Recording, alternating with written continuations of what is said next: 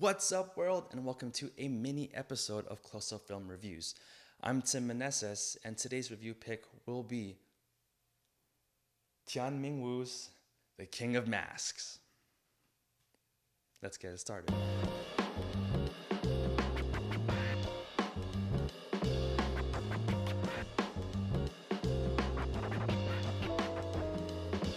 Set in the Sichuan province of China in the 1930s, The King of Masks tells a beautiful tale of an aged street performer whose sacred art must be preserved and inherited only through a male successor.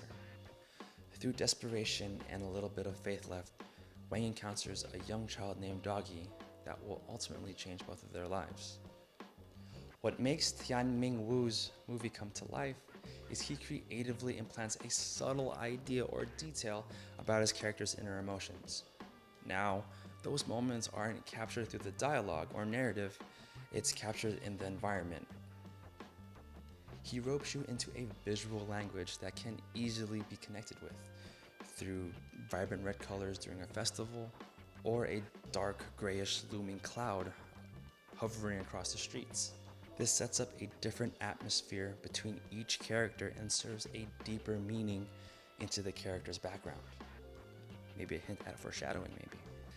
An empty street enforces a sense of loneliness in Wang's character. It's through his body movement and language walking down that path.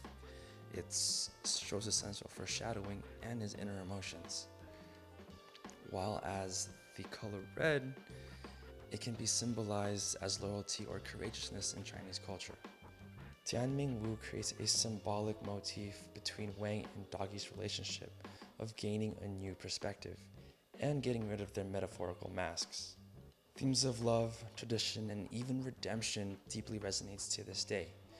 And in turn, as you see the process of Tian Ming Wu's character development, you begin to grow with his characters. This film is a hidden gem, and I suggest you pick it up. Or not. You can do whatever you want. Thanks for tuning in. This is Tim Meneses for Close Up Film Reviews. Later.